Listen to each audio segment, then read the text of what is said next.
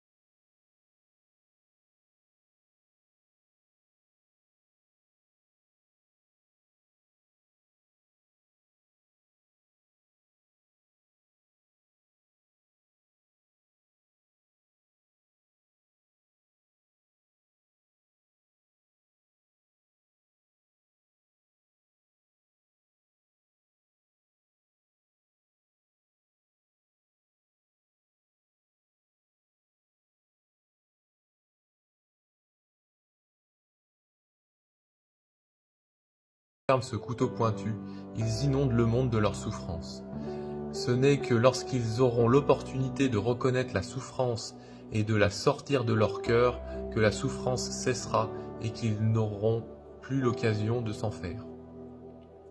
Parmi les entraves dans la vie, ne vous laissez pas attacher à aucune. Il faut savoir trancher les racines des erreurs et des désordres.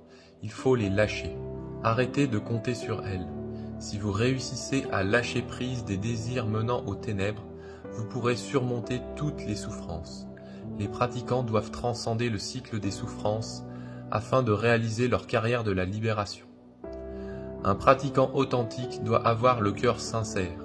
Il n'agit pas en comptant sur les perceptions fausses. Il n'a qu'à suivre le chemin tout droit. Il ne parle pas avec une double langue. Il doit savoir comment éteindre le feu de la colère et briser le bloc de son ambition. S'il sait se détacher des liens des afflictions, il pourra commencer à apercevoir la rive de la libération. Il faut abandonner la fierté. Ne dormez pas trop. Ne vous laissez pas tomber dans la somnolence. Vivez et travaillez dans la modération. Ne vous perdez pas dans la foule. Ne vous attachez pas à la belle apparence trompeuse. Il faut savoir lui tourner le dos. Il faut contempler régulièrement la nature vide de toute chose afin de parvenir au nirvana. N'insultez personne. Ne vous laissez pas séduire par ou attacher à l'apparence trompeuse.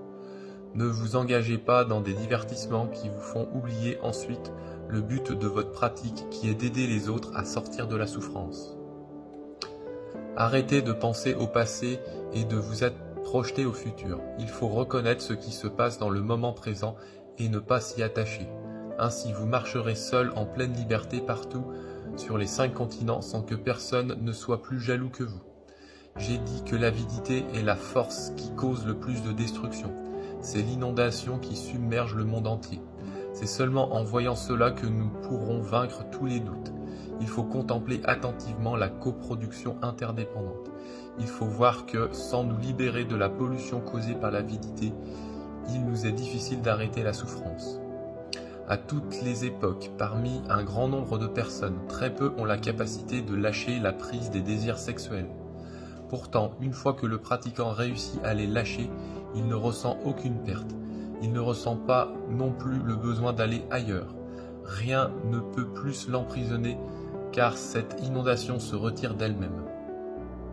En s'appuyant sur la force de la compréhension, lui servant de véhicule, le Muni traverse vers l'autre rive. Grâce à cette compréhension, il ne s'inquiète plus et se voit protégé. La naissance, la mort, le malheur et la jalousie ne peuvent plus le toucher. Avec l'énergie de l'assiduité, il atteint la paix véritable. Ayant laissé derrière le plaisir sensuel, la souffrance cesse. Le pratiquant regarde profondément la nature vide de toute chose et rien ne peut plus le préoccuper. Lui-même, il a vu la grande voie menant à la paix, il ne s'attache plus à aucune vue de ce monde. Lorsque le pratiquant ne s'attache plus à l'idée « ce corps est moi » et comprend que, par nature, le moi est insaisissable et non existant, alors il n'a plus aucun souci. Lorsque les racines de l'ignorance sont complètement déterrées, aussitôt que le germe de l'ignorance apparaît, il est totalement déraciné et n'a plus l'occasion de pousser, le pratiquant ne saisissant plus rien à présent, parce qu'il n'a plus le besoin de distinguer ses alliés de ses ennemis. Libre de tout concept, y compris des concepts de l'esprit et de la matière, comme les réalités indépendantes de l'une de l'autre. Ayant compris que l'espace et la matière sont tous deux vides, le pratiquant ne voit que rien n'est insaisissable. Rien du passé, du présent ou du futur ne peut donc l'attrister, le mettre en colère ou le faire se lamenter. Ayant transcendé le concept du tout, y compris le concept de la matière, il n'y a pas une seule pratique parmi toutes les pratiques qu'il n'atteint pas. Ayant étudié, mis en pratique et enseigné avec éloquence l'enseignement du non-désir et de la non-dualité, même s'il était interrogé, il répondrait sans timidité ni hésitation. Avec une vision profonde, il ne dépend plus de personne. Comme il ne poursuit plus rien et ne rejette plus rien non plus, son cœur est en paix et il réalise le nirvana. Le Mouni n'est pas fier en regardant en bas, ni angoissé en regardant en haut. Il s'établit parfaitement dans la non-discrimination. Il ne s'attache à aucune vue, tout conflit cesse à ce moment-là, toute haine et jalousie disparaissent. Même lorsqu'il se tient au sommet de la compréhension parfaite, il n'est pas fier. Voilà, messieurs, dames, le sutra de la transformation de la violence et de l'angoisse.